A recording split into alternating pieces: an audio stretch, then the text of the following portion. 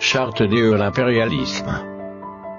La présente charte a été élaborée à Washington pendant la traite négrière, ensuite discrètement négociée à la conférence de Berlin en 1885, pendant que les puissances occidentales se partageaient l'Afrique. Ils négocièrent secrètement à Yalta le partage du monde en deux blocs après la Deuxième Guerre mondiale, et pendant la création de la Société des Nations, l'ancêtre de l'ONU. Dispositions générales. Article 1. Devise de l'impérialisme. Gouverner le monde et contrôler les richesses de la planète. Notre politique est de diviser pour mieux régner, dominer, exploiter et piller pour remplir nos banques, et faire d'elles les plus puissantes du monde. Article 2.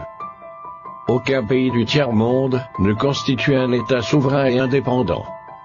Article 3.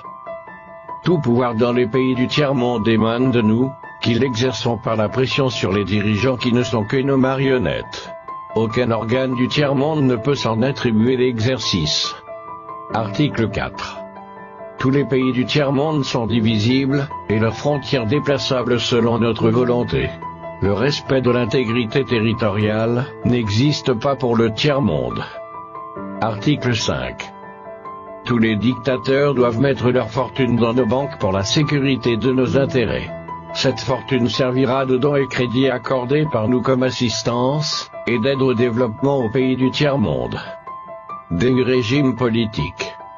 Article 6. Tout pouvoir et gouvernement établi par nous est légal, légitime et démocratique.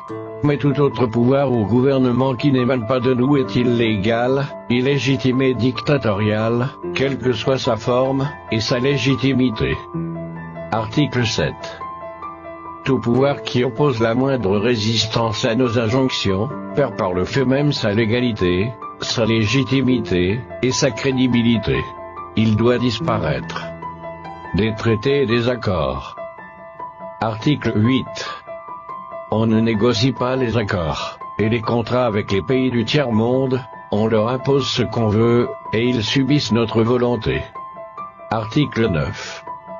Tout accord conclu avec un autre pays, ou une négociation sans notre aval est nul, et de nul effet. Des droits fondamentaux. Article 10. Là où il y a nos intérêts, les pays du tiers-monde n'ont pas de droits. Dans les pays du Sud, nos intérêts passent avant la loi et le droit international. Article 11. La liberté d'expression, la liberté d'association, et les droits de l'homme, n'ont de sens que dans le pays où les dirigeants s'opposent à notre volonté.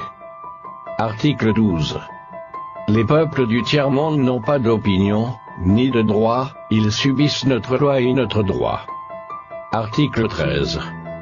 Les pays du tiers-monde n'ont ni culture ni civilisation, sans se référer à la civilisation occidentale.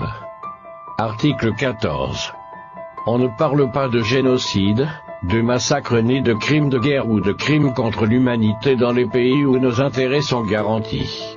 Même si le nombre des victimes est très important. Des finances publiques. Article 15.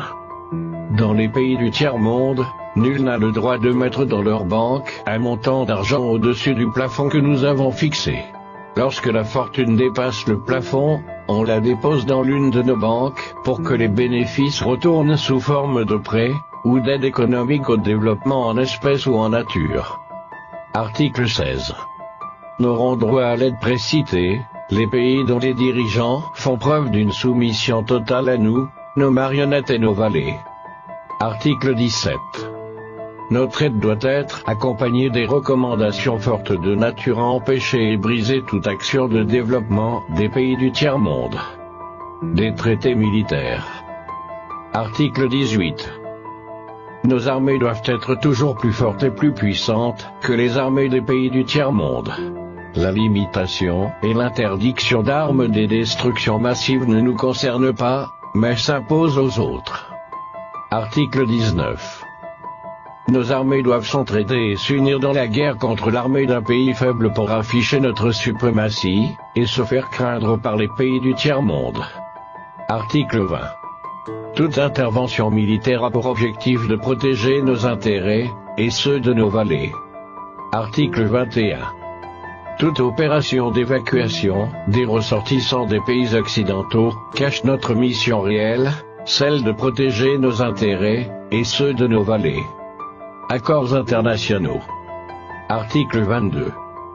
L'ONU est notre instrument, nous devons l'utiliser contre nos ennemis, et les pays du tiers-monde pour protéger nos intérêts. Article 23. Notre objectif est de déstabiliser et détruire les régimes qui nous sont hostiles et installer nos marionnettes sous la protection de nos militaires sous la couverture des mandats des forces de l'ONU. Article 24. Les résolutions de l'ONU sont des textes qui nous donnent le droit et les moyens de frapper, de tuer et de détruire les pays dont les dirigeants et les peuples refusent de se soumettre à nos injonctions sous la couverture des résolutions du Conseil de sécurité de l'ONU. Article 25. Notre devoir est de maintenir l'Afrique et d'autres pays du monde dans le sous-développement, la misère, la division, les guerres, le chaos pour bien les dominer, les exploiter et les piller à travers les missions des Nations Unies. Article 26.